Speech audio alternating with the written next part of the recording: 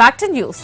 Inner line permit కోసం ఇంఫాల్లో కదం తొక్కారు విద్యార్థులు. ర్యాలీని పోలీసులు అడ్డుకోవడం పరిస్థితి ఉద్రిక్తంగా మారింది.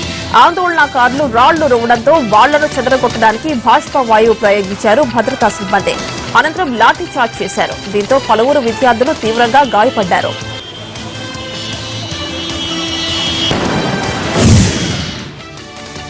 ఢిల్లీలోని జవహర్ లాల్ నెహ్రూ యూనివర్సిటీ విద్యార్థి సంఘం ఎన్నికల్లో లెఫ్ట్ సంఘాల కూటమి విజయం సాధించింది. జేఎన్యూలోని 15 కౌన్సిలర్ స్థానాలకు 14 స్థానాలను students federation of India SFI దక్కించుకోగా ఒక్క స్థానం అఖిల భారత విద్యార్థి సంఘం గెలుచుకుంది. దీంతో 4 ఆఫీస్ బేరర్ పదవులైన అధ్యక్ష, ఉపాధ్యక్ష, కార్యదర్శి, సంయుక్త కార్యదర్శి పదవులు లెఫ్ట్ కూటమికి దక్కాయి. గత ఏడాది స్కూల్ ఆఫ్ ఇంటర్నేషనల్ స్టడీస్ లో ఒక స్థానాన్ని ఏబీవీపీ గెలుచుకుంది. ఈసారి ఆ స్థానాన్ని కూడా కోల్పోయింది.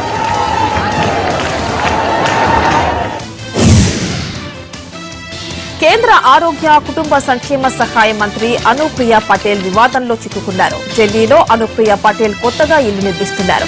అయితే నిర్మాణం ఆలస్యం కావడంతో ఇద్దరు central public work department engineers ను ఆమె భర్త ఆశిష్ పటేల్ గదిలో నిర్బంధించారనే ఆరోపణలు వినిపిస్తున్నాయి. ఈ ఆరోపణలను మంత్రి కొట్టిపారేశారు. ఇదంతా రాజకీయ కుట్ర అన్నారామె. కాంట్రాక్టర్లు తమ అసమర్థతను కప్పిపుచ్చుకోవడానికి ఇలాంటి తప్పుడు ప్రచారాలు చేస్తున్నారని ఆరోపించారు. ఢిల్లీకి చెందిన ఆమ్ ఆద్మీ ఎమ్మెల్యే మనతుల్లా ఖాన్ పార్టీకి రాజీనామా చేశారు. ఖాన్ తనను లైంగికంగా వేధిస్తున్నట్లు ఓ మహిళ ఢిల్లీ పోలీసులకు ఫిర్యాదు చేసింది. అమనతుల్లా ఖాన్ పై ఇది 2వ కేసు. ఢిల్లీ వక్ఫ్ బోర్డు కుంభకోణంలో పాత్ర ఉందంటూ ఇటీవలే అతన్ని పోలీసులు అరెస్ట్ చేశారు. వరుస కేసుల వల్ల పార్టీలోని అన్ని బాధ్యతల నుంచి తనను తొలగించాలని కోరుతూ ఢిల్లీ ముఖ్యమంత్రి ఆప్ కన్వీనర్ కేజ్రీవాల్ కు లేఖ రాశారు అమనతుల్లా. భారత్ లో ప్రతిష్టాత్మకంగా భావిస్తోన్న టాల్గో రైల్ ట్రయల్ రన్ నిర్వహించారు. ముంబై ఢిల్లీ మధ్య ఈ ట్రయల్ రన్ సాగింది. అత్యాధునిక సాంకేతిక పరిజ్ఞానానికి తోడు అత్యధిక వేగంతో ప్రయాణించే ఈ రైల్ పనితీరును గతంలో చెక్ చేశారు. మరోసారి సుదీర్ఘ ప్రయాణం ద్వారా పరిశీలించారు.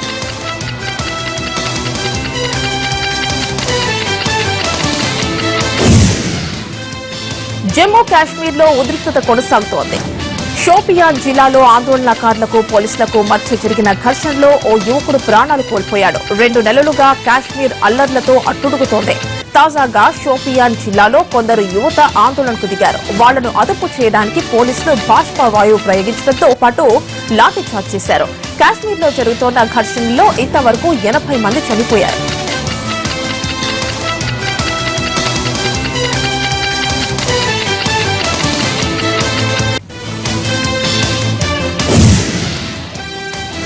బీహార్ కు చెందిన రాష్ట్రీయ జనతాదళ్ నేత మాజీ ఎంపీ షహబుద్దీన్ జైలు నుంచి విడుదలయ్యాడు. 4 సార్లు ఎంపీగా పనిచేసిన షహబుద్దీన్ రాజీవ్ రౌషన్ హత్య కేసులో 11 ఏళ్ల జైలు శిక్ష అనుభవించాడు. షహబుద్దీన్ రిలీజ్ సందర్భంగా జైలు వద్దకు పెద్ద సంఖ్యలో అతని అనుచరులు, అభిమానులు చేరుకున్నారు. 600 వాహనాలతో భారీ ర్యాలీ తీశారు. షహబుద్దీన్ పై హత్యలు, కిడ్నాప్లు కలుపుకుని మొత్తం 30 కేసులున్నాయి. హర్యానాలోని మేవార్ జిల్లాలో బిర్యానీలో చీఫ్ అన్న మాట వాస్తవమే అన్నారు ఆ రాష్ట్ర మంత్రి అనిల్ విజ్. హర్యానాలో గోమాంస భక్షణపై నిషేధం ఉంది. అయితే బిర్యానీలో బీఫ్ ఉంటోందనే ఫిర్యాదులతో ప్రభుత్వం తనిఖీ నిర్వహించింది. మేవార్ జిల్లాలోని బిర్యానీ కేంద్రాల నుంచి శాంపిల్స్ సేకరించారు పోలీసులు. ఈ శాంపిల్స్ ను హిస్సార్లోని Lala Lajpat Rai university of veterinary animal sciences పరీక్షించింది. 7 కేంద్రాల నుంచి సేకరించిన బిర్యానీలో బీఫ్ ఉన్నట్లు నిర్ధారించిందని మంత్రి తెలిపారు. దీంతో హర్యానాలోని అన్ని ప్రాంతాల నుంచి బిర్యానీ శాంపిల్స్ సేకరించి పరీక్షించాలని నిర్ణయించింది ప్రభుత్వం. రాజస్థాన్లోని బార్మర్ లో MiG-21 ఎయిర్ క్రాఫ్ట్ కుప్పకూలింది. ఎయిర్ బేస్ నుంచి టేకాఫ్ తీసుకున్న కొద్దిసేపటికే విమానం కూలిపోయింది. అయితే ప్రమాదంలో 2 పైలట్లు ప్రాణాలతో బయటపడ్డారు. విమానం ఆకాశంలో చక్కర్లు కొట్టి పెద్ద శబ్దంతో కూలడంతో పొలాల్లో రైతులు భయభ్రాంతులకు గురయ్యారు. తనకు 200 మీటర్ల దూరంలో విమానం కూలడంతో గుండెలు అదిరిపోయాయని చెప్పాడు రైతు. మధ్యప్రదేశ్లోని ఓ టోల్ ప్లాజాపై అర్ధరాత్రి దాడి చేసి అందిన కాడికి దోచుకు వెళ్లారు దొంగలు. ఉజ్జయిని ప్రాంతంలోని ఓ టోల్ ప్లాజా మీద అర్ధరాత్రి యువకులు దాడికి దిగారు. ముఖానికి కర్చీఫ్లు కట్టుకునే దొంగలు ఇనుప రోడ్లతో సడన్ గా దాడి చేశారు. దీంతో భయంతో పరుగులు పెట్టారు అక్కడి ఉద్యోగులు. క్యాష్ కౌంటర్లోని నగదును అందిన కాడికి దోచుకుని పరారయ్యారు. శాస్త్ర సాంకేతిక రంగాల్లో చైనా దూసుకు వెళ్తోంది. ప్రపంచంలోనే అతి పొడవైన బుల్లెట్ ట్రైల్ మార్గాన్ని నిర్మించి రికార్డు సృష్టించింది.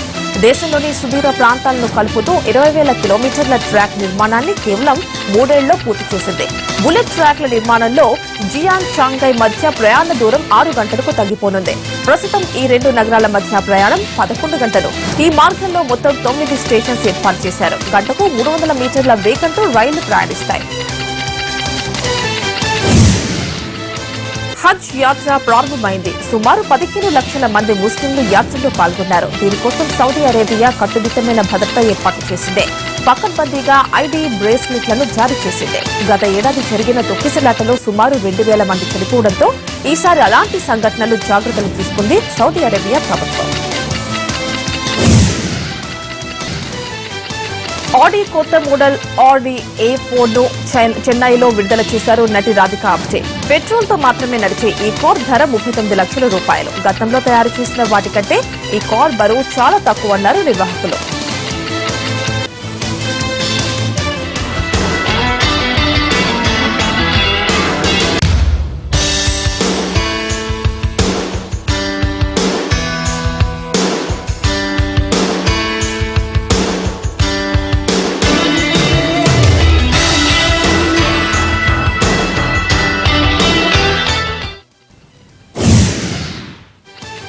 ఇవి 30/60 విశేషాలు. మరి కాసేపట్లో లైవ్ షో టెలికాస్ట్ అవుతుంది. నమస్తే.